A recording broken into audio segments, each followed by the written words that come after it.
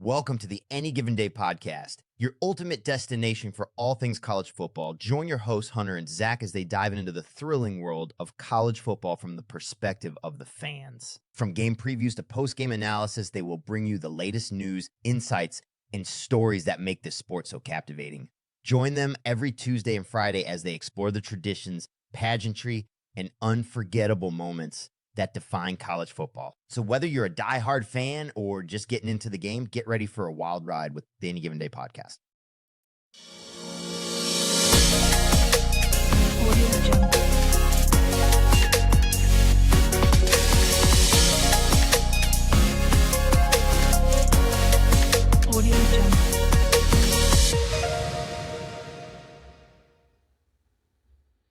Welcome back to another episode of the Any Given Day podcast.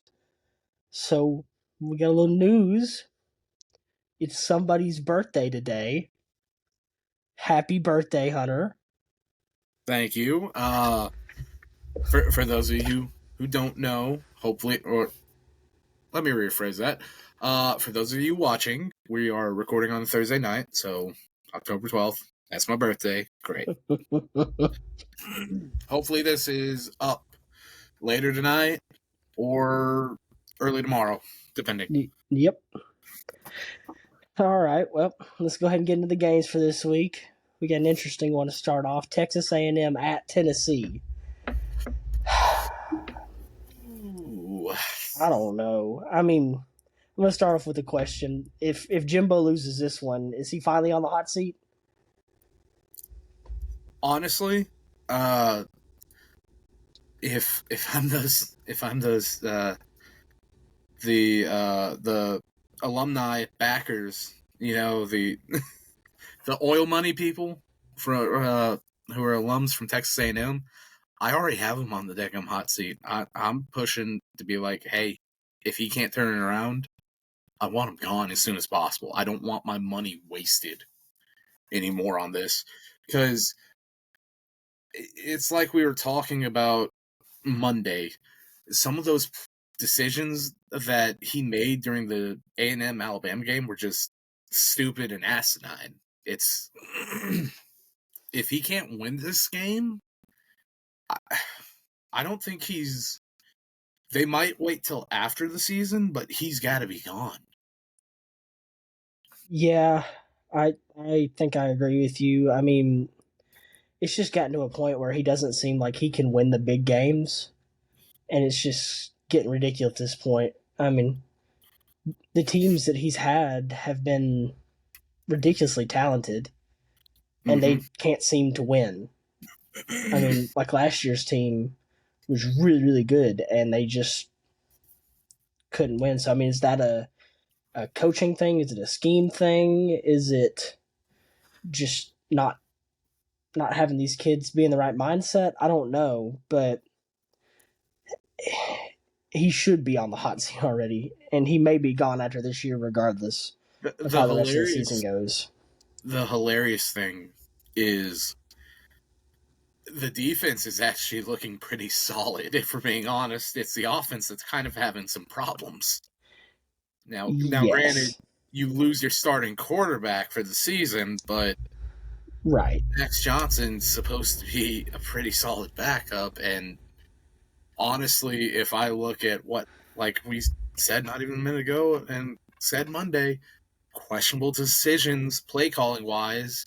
So I don't know if that's Petrino or if that's Jimbo. right.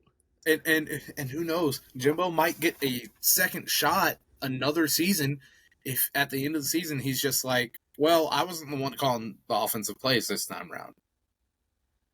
It was Petrino. He's gone. I got another year. Trust me, I can get it right this time. Right. And I just, which is fraudulent as all get out. It's just a fraud move. Yeah, I mean, if you look at the second half against Alabama last week, that offense looked anemic. I mean, they couldn't move the ball at all. Considering how they moved the ball in the first half, to come in the second half with a touchdown lead, and I don't believe they scored at all in the second half against Alabama. No. So if they do that against Tennessee, Tennessee's got a pretty high-powered offense. Their defense is definitely not as good as Alabama's, but if they can just slow down A&M, I don't know if A&M can keep up with Tennessee's offense. But here's the thing: do you trust Joe Milton? Absolutely not. Exactly. I don't either. I think that they should start that true freshman. I don't know how to pronounce his name. I'm not even going to try. I'm going to butcher it. Is he a true freshman this year? Or, I think he is. I thought his freshman year was. He may not be. He's either a freshman or a sophomore. I just can't remember. Because we've been hearing about him forever. That's just it. It's not that we don't know. It's just you hear about this guy. We've been hearing about this guy for ever. No, he was part of the 2023 class. Well, yeah, he's part of the 2023 class. Never mind, he is a true freshman. Yeah, true freshman. So, I mean, honestly, I think Joe Milton has not been it, and they should start him. But Tennessee's only got one loss. Granted, it's to probably one of the worst teams in the East right now, unfortunately to say. But I keep remembering the final moments of that loss. Put him up. I mean, that was an all-timer. And the fact that it was Florida involved in that again. Yeah. But between the fact that with the shoe game and now this, oh my gosh, it was hilarious. Yeah. I mean, with that being said, do I trust Joe Milton? No. Do I think Josh Heupel will pull him? No. So I have Texas A&M winning this one. I agree with you. I think A&M wins this one. I think their defense can find a way to get after Joe Milton, and he kind of follows that same footprint that Hooker did. When if you get some pressure on him and you get towards his feet, if you can push through the line and get to his feet, he doesn't respond well to it. No, he starts to panic, and then bad things happen. Yep. So now, I think we both can agree on that. It's just I do have a question though. The over under is 55. Do you think they even touch that? Oof. I don't know. I don't think they get close. I don't think they get close. A&M's defense is really good. Like 49 or 52 or 53. I could be seeing it like very low 30 something to very low 20 something. Yeah. And having it just be right under. So I think under. I think under just because too. I think A&M has a defense that can stop it. Watch them just like Tennessee score the over by themselves and win the game. Right. Now going from one team's got a good defense to a team that has no defense apparently. LSU at Auburn.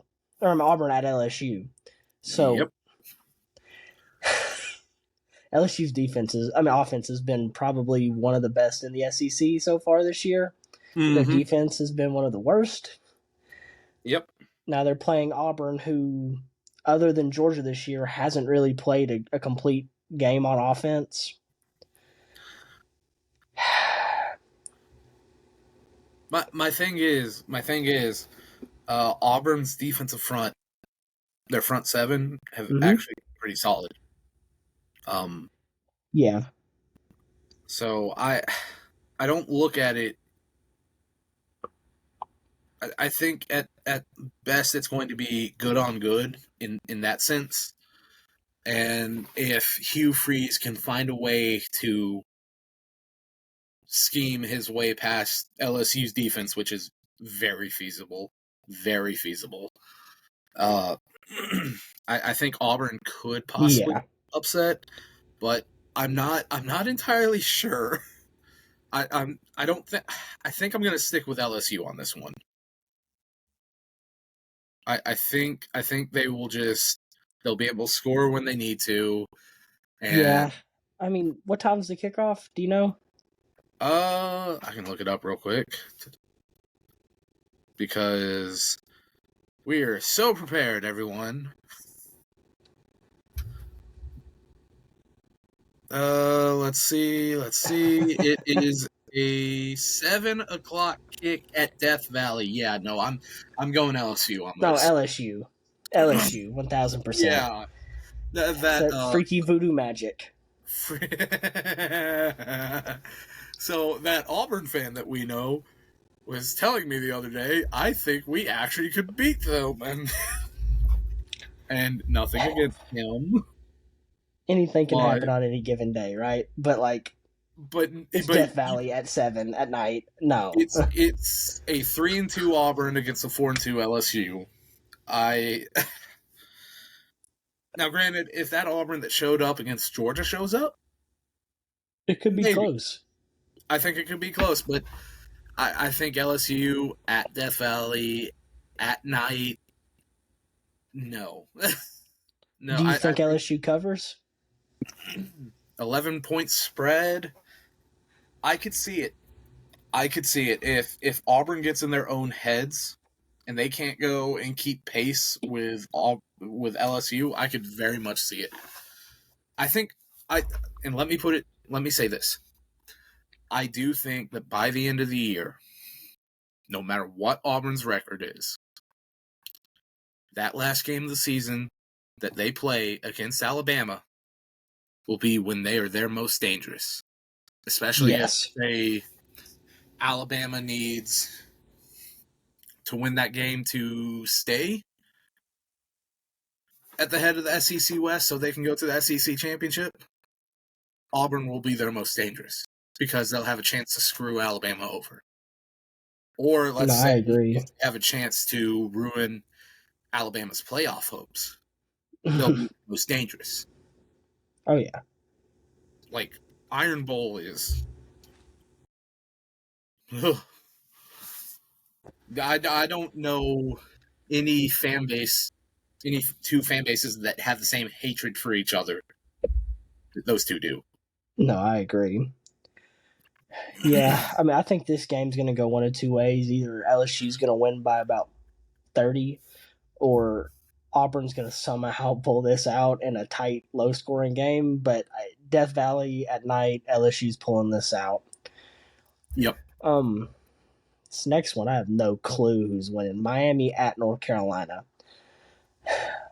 I mean, Miami, tough loss, obviously. They shouldn't have lost. A lot of mistakes in that game. North Carolina, I believe, destroyed. Who'd they play? They won big. I know that. And Drake May threw for like 400 yards. Mm-hmm. So standard Drake May. May. Syracuse, they played Syracuse. They beat them 40-7. Yeah. So Syracuse Orange well, no, it was at Chapel Hill. Oh God.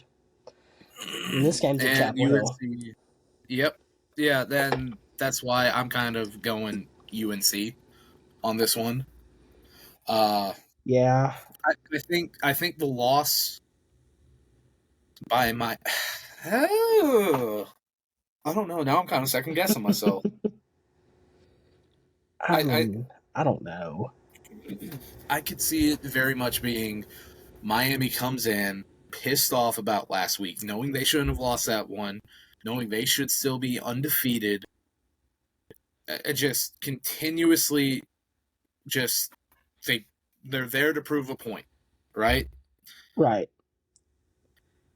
And then top that off with, I don't know, North Carolina might be feeling themselves a bit too much and might be a bit too cocky or something like that. That could be the path to an upset. Although I think I think North Carolina is too good this year. I think it will be a high scoring shootout, and the over under is 57.5. I will easily pick that over. I think. Yeah. Just because Miami does have a good offense. They have a really good offense. But I think I'm going to pick North Carolina to beat Miami. I mean, if Miami's going to win this game, it's all going to be about minimizing mistakes, right? They can't throw 3 interceptions. They can't have stupid penalties. They can't have stupid turnovers. And they can't have stupid coaching decisions. Exactly. And with that being said, I'm taking Miami to win this one. I'm taking Miami to get the upset. So I've got North Carolina, you've got Miami. Yep. Okay. All right. Woo! Moving on to one team that was in a heartbreaking loss and one that was in a demoralizing loss. Missouri at Kentucky.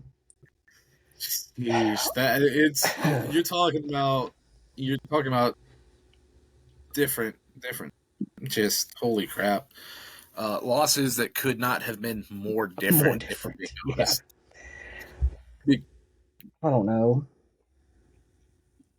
Missouri and LSU was such a great matchup. Everyone expected that to be a good, solid game. Mizzou comes out, takes the early lead, and then they get just completely and utterly outscored in the second half. Yep. They lost the second half, and that cost them the game. Their defense did not step up. Whereas Kentucky, it was just they didn't stand a chance. It was over from the word go. You know what I'm saying? So like first quarter, it was already over. And like you just they happened to be the first night SEC game in Athens, and right, lo and behold, it did not turn out well for them. No, it did not. It was. Oh boy. With that being said, obviously two very different types of losses. I think Kentucky's going to come into this one pissed off, trying to prove something. And that can go one of two ways. They can come in pissed off trying to prove something and destroy Missouri, or they can come in pissed off trying to prove something and try too hard, and Missouri's going to kill them. I got Missouri winning this one. I don't trust Devin Leary. Ray Davis is a heck of a running back, but Georgia showed how to stop him. Not that Missouri has that kind of talent on defense. But I got Missouri winning this one. I want to pick Kentucky because it's at Kentucky, and once it starts getting to these colder, dreary months, Kentucky is a terrible place to play. Guys do not want to go there and play. You hear stories. So you got podcasts out there with some players, the Real Talk player podcasts, and you got these guys on there: Tate Ratledge, Zion Logue, holy crud, tight end from Ryland Goody over at Mississippi State. And you got, I know on the Georgia one the other day, they had Ratledge and Zion were talking about this entire rivalry between these two teams, and they hated going up to Kentucky last year. Absolutely hated it because of just like how cold it was, and just so if Missouri can fight through that, yeah, I think they can win. If they let that get to them, Kentucky wins. But you know what?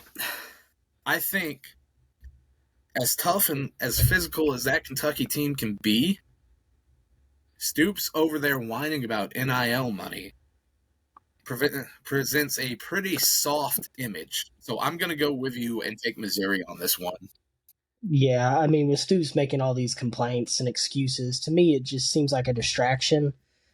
Yeah. When you should be focusing on winning football games. You only got one loss. The season's not over yet. Yep. And you're sitting here complaining, making excuses already. So. Well, Georgia, like we did, which, to be fair, I did want to turn that into a topic tonight, actually. What do you think about that? Is it much ado about nothing, like Kirby Smart said in his post-game not post-game presser, but his presser on Tuesday, or is this something that should be kind of looked at? Because I look at what Kirby Smart said, and he's just, well, it's much ado about nothing, because at the end of the day, he's just trying to get more money for his collective, like we're all trying to do. Right. And I can see that point, but end of the day, Stoops should know better. He's been in this industry too long to know not to do that. Right. I mean, listen, if you're going to succeed in modern day college football, you have to play NIL. You have to play with that That's how the game is now, right? Mm-hmm. So, Agreed. listen, it's not Kirby Smart's fault or Georgia's fault if they have donors that are willing to push money into this NIL thing, and they have. I mean, Georgia's got a whole staff that their whole focus is getting NIL deals for these players once they're in the program. So Mm-hmm. that's not Kirby Smart or Georgia's fault that they've taken advantage of what is now legal and allowed to do in college football. I'm sorry, Stoops, that Kentucky doesn't want to do this for you. Maybe you should move on. I don't know. And I will say this. I think besides the comments made, I've always liked Stoops as a head coach. I do think he's a good head coach. Look what he did at Kentucky, what was once known as a notorious basketball school. And I think if you went to a program that loved football just a bit more than they loved basketball, you'd be able to get more donors to get money for the NIL collective. I agree. But as of right now, they're more worried about basketball because that's what they are. That's what makes them money. That's what makes them the most of their money. Yeah. So all these teams here in the SEC are here for football, except for Kentucky, who's here for the basketball. Yep. And I guess Auburn at this point is here for basketball as well. Might as well have been. And then you have Vandy that's here for baseball and grades. Yep.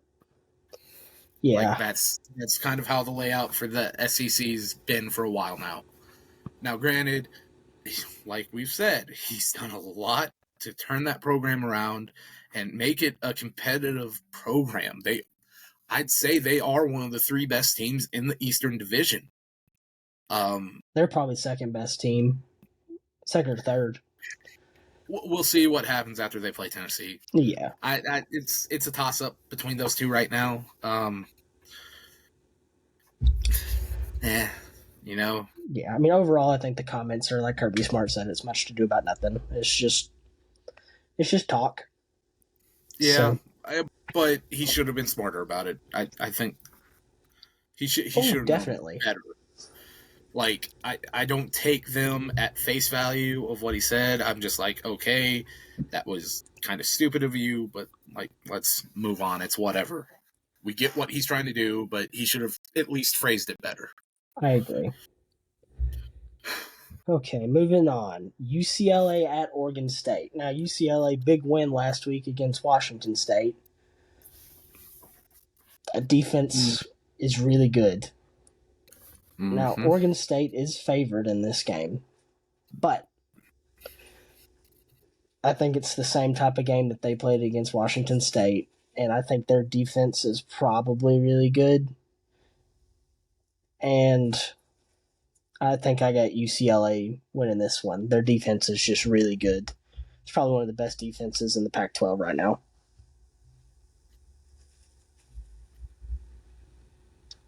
I'm thinking that DJU transferred to Oregon State to prove that he was not the problem. Technically, he's proved that to this point. Oh yeah, no, and we could get into Clemson's problems, barely beating Wake Forest by 5 points. Problems, but and it is funny, right? It's funny how Venables leaves, and that's the year he leaves is the year they start finding trouble and struggling. Makes you wonder how much he was responsible for, but I don't know. I know their defense is good, and I know UCLA's offense ran by Chip Kelly, let's face it, should be good. But I'm going to go with my heart, and I'm going to pick Oregon State. I think DJU goes there to prove a point, and I think the freshman I think the freshman over at UCLA makes just one mistake too many. Wow. I'm picking Oregon State. Okay. You think they cover? I don't know about that now. I think this one could go down to the final minute, but I think Oregon State wins. All right. Maybe it goes down to the final minute. I don't know. All right, moving on. We got two bottom dwellers in the SEC East, Florida at South Carolina.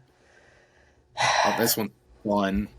This one's fun. I mean, surprisingly, South Carolina's favored in this after getting thrashed by Tennessee last week. Tennessee. Yeah, they lost by 21 points, whereas Florida goes out there and beats Vandy 38-14, redeeming their loss to Vandy last year. Hallelujah. Which was just hilarious, by the way. That was still one of the funniest moments I've ever. Oh my gosh, Vandy's beating Florida. What? Just what are we doing? If they had lost to Vandy, then I don't think Napier walks out of that building alive. No, I think Napier would have been fired before he could have got back to the locker room. He would have been fired on the tarp. Yeah. Pulled the Lane Kiffin. Had a Lane Kiffin pull on him. I mean, for this game, though, I have no idea. Because South Carolina played a heck of a game against Georgia earlier this year. Florida... How many losses did Florida have? One? 2, I think. 2? It's an easy look up, really. So I know they lost to Utah, but that's Utah. Utah's been pretty decent this year. Standings. Yeah, they've got 2 losses. Because they did lose to Kentucky. Kentucky. And then Utah, Kentucky. Duh. Yeah. How could I forget 280 yards? Yeah. Excuse me. My bad. Too? No, I forgot it too. Like, that's on me too. So it was just so absurd. So absurd. Yeah. Florida's game-changing unit. Defensive line is supposed to be the strong suit of that defense, and they got destroyed. Yeah.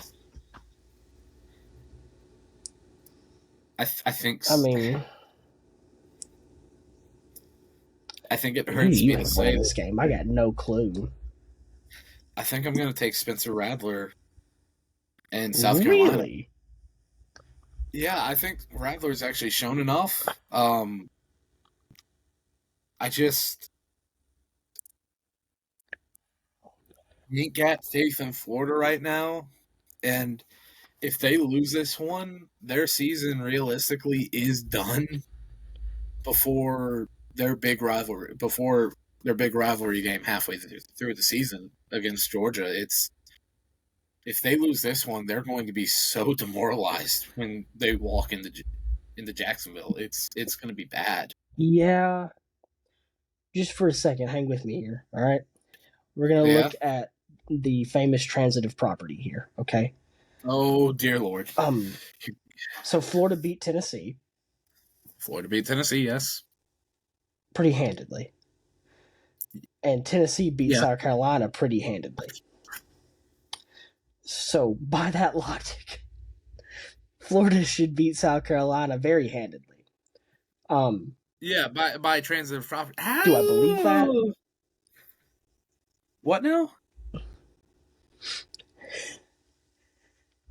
I don't know if I believe that, but I mean, Florida beat Tennessee, and Tennessee beat South Carolina, so Florida should beat South Carolina, theoretically.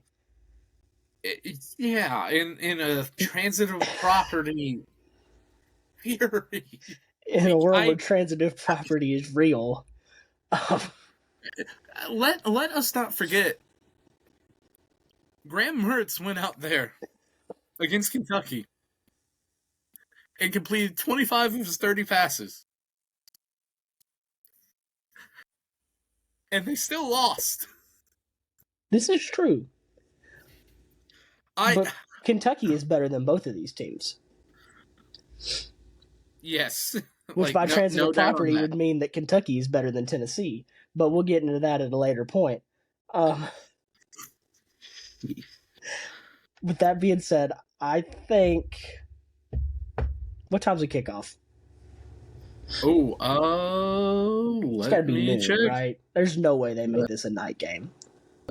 You would think, but you also Stranger things do have not. happened. It's the 3:30 kick at Williams Bryce. 3:30. Okay. 3:30. That is the. I think that is the SEC. That's the CBS game of the week. I think. On what planet? Holy crap. Florida. I got Florida winning this one. Now you got me second guessing myself.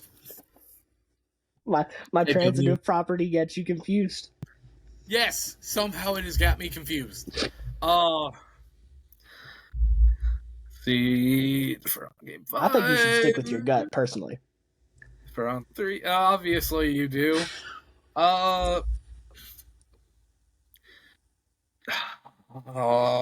I stick with my gut, so I'll let the people in on a little secret. I'm not just doing this. Like, there's some where I do actually disagree with you, and I'm pretty sure I'm right. But there are also some that are a toss-up, and I got no clue. And part of me is wanting to do this for a terrible reason, so that I do not lose first place right here. Listen, if you change your mind to Florida, I'm changing mine to South Carolina. No matter what you pick, I'm flipping. So you should stick with your gut. I really should, shouldn't I? I mean, it's up to you. You know what? Beamer ball. They got that swag about them. Turn this swag off. Let's go, South Carolina. I'll stick with it. Thank you. I'll stick with it. Thank you. Now, this next game, I know you have an affinity for this trophy, so I'll let you introduce it. Okay, so this next game number 7 of our pick'ems this week, is USC at Notre Dame, otherwise known as the Battle for the Jeweled Shillelagh. Now, I think I've talked about this in a previous podcast. I think this last episode that we did. And during that, I went on to tell about how they have the rubies for when a USC team wins and emeralds for when Notre Dame wins. Well, come to find out, they're little medallions, right? I did a bit more research. They're little medallions, right? So you have a ruby-adorned Trojan head medallion that is put on every time USC wins, and a emerald-studded shamrock that is put on every time Notre Dame wins. Dear Lord, I almost said USC. And for the 5 times in history that they have tied, now granted, ever since overtime was implemented by the NCAA in 96, there haven't been any ties. There's always been a winner. For those 5 times, though, they have gone and they have put a medallion that has both a Trojan and a shamrock on. Look at me being a college football nerd. Now, what a lot of people who don't really know about this rivalry don't know is they are on their second shillelagh. And I'm not going to go and tell you, oh, well, the first one broke. No, it's not that. It's the fact that during a little 13 or 14 game win streak that Notre Dame was on from 83 to 95. Was that it? Is that 14 years? It was 14 years, you told me earlier. Yeah, I checked earlier. 14 years. Sorry. I don't math good. Anyways, during that span, Notre Dame did not lose the shillelagh. And finally, when USC goes and beats them in 96, Notre Dame did not turn the shillelagh back over to them as most rivalry traditions dictate. You turn over the trophy to the winning team. Well, they did not turn it over. Come to find out, it was because, and they gave it wasn't because they were trying, oh, we hate them, or no, it wasn't anything like that. Come to find out, back in 89, they didn't have any room left after the 89 game for any more medallions. This is a foot-long club, people. So, the Notre Dame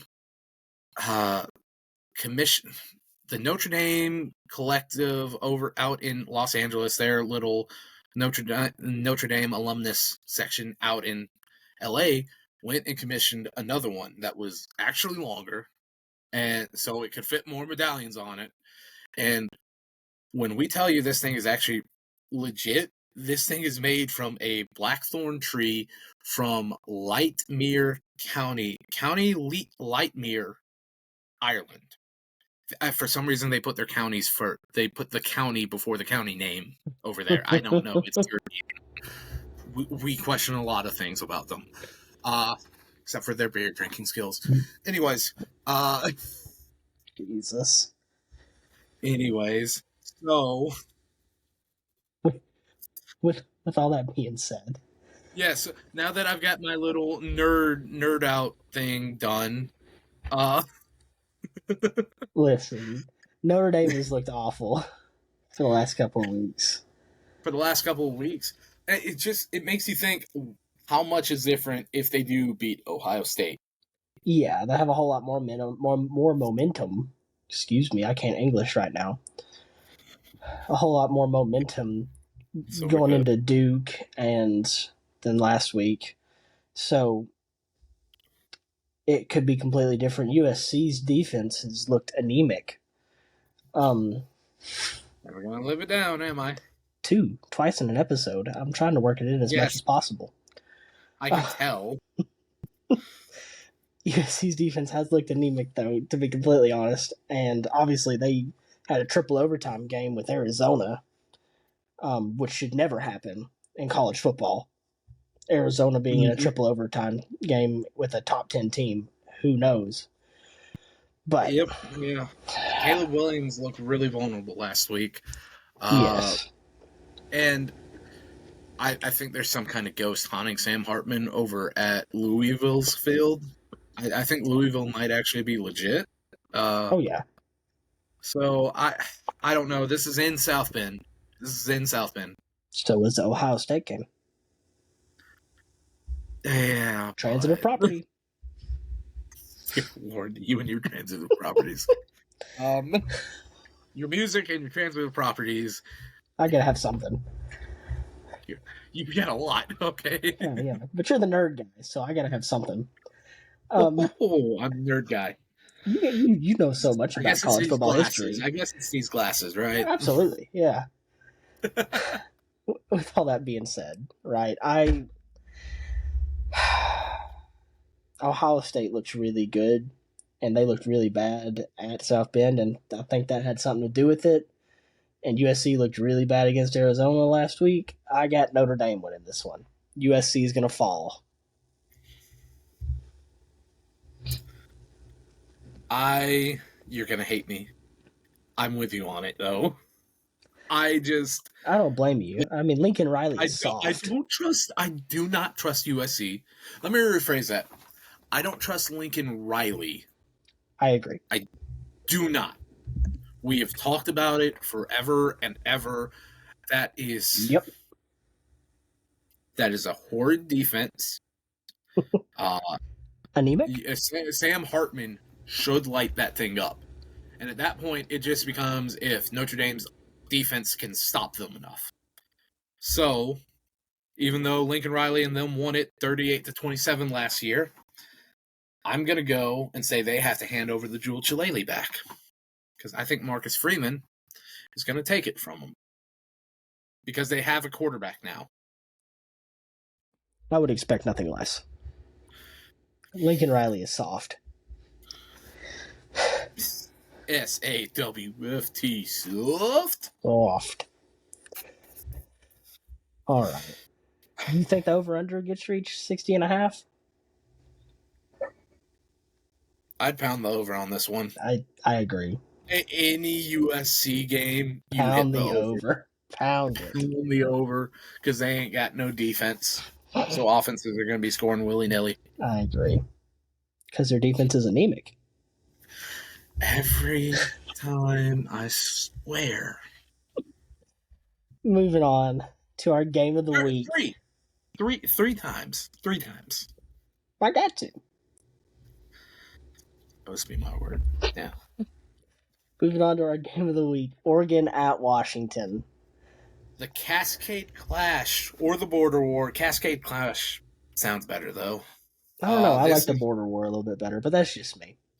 I'm a history guy. Yeah, but Border Oregon's War already just got sounds Civil cool. War, so I mean, Cascade Clash has that nice, alliteration. Sure. So We'll agree to disagree. yeah, agreed to disagree. Agree to disagree. Yeah. Honestly, I have an idea, but Oh, I already know who I'm picking. I Hands mean, down. Washington really has a better offense, a lot better. Michael Penix has been really good. He's probably Heisman frontrunner right now. Oregon's defense is really good, like really, Dan really Lanning. good. Dan Lanning has a really well-coached defense. Oregon's going to be really good for years to come. If Bo Nix comes out and shows up on this one, Oregon wins this. If I'd say by a touchdown to 2. If not, Oregon's defense will keep them in it, and they could probably still win. so, you picking Oregon? I'm picking Oregon. Okay.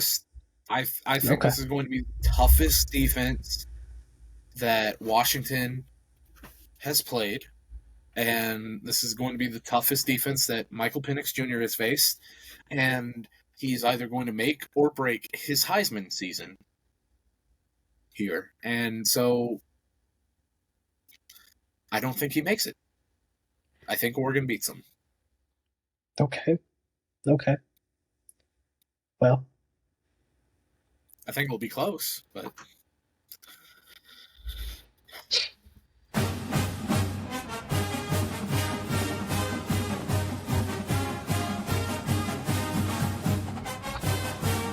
go Ducks. Go Ducks. Black Attack, baby. Black Attack. I agree. I think Oregon probably wins this one handedly. It's not even gonna be close. The only thing that gives me slight pause is that it's at Washington. Yes. If this was at Oregon, it would be Oregon hands down. And I think even Vegas knows that because it's only a It's Washington 3 by points. 3, yeah. Yeah. Over under 66. I don't think they reached that. I think I'd hit the under on that. Yeah. Because if that Oregon defense whips Washington like they whipped Colorado, Mm-hmm. maybe they could reach it by themselves, but We'll see. Yeah, I got Oregon winning this one, probably by about 2 I touchdowns. think one of these two quarterbacks is going to go and cement themselves as a Heisman favorite from the Pac-12. And as great as Michael Penix has been, I fully expect Oregon's defense to stop him. I agree. And so, got a sneeze coming on. Anyways, y'all should have seen me earlier. I was sneezing my head off. Yeah. So, All right. Well, I believe that's all we got time for today, guys. So yeah, and also sorry for the short one. Let's be honest. We live in Braves country. We got a game we got to go and watch. We got represent. Chop on, baby. Chop on. Chop on. So thanks for tuning in, and be sure to subscribe and check us out for Tuesday. Tuesday will be the next episode. So is when it should be uploaded. Bye. Yep. Uploaded by, we record on Mondays and Thursdays, people. Hopefully it's uploaded by Tuesday. Hopefully. We were struggling there for a bit. We will see. Technology had us in the first half, not gonna lie. Yeah, we will see. So we'll see you guys later. See you. Thanks for listening to another episode of the Any Given Day podcast. Make sure to subscribe to the show on Apple Podcasts, Spotify, and YouTube. You can find us under the name Any Given Day Podcast. Stay updated with our latest episodes and insights. And don't forget, the next episode will be out Tuesday, where we will review some of the big games from this weekend.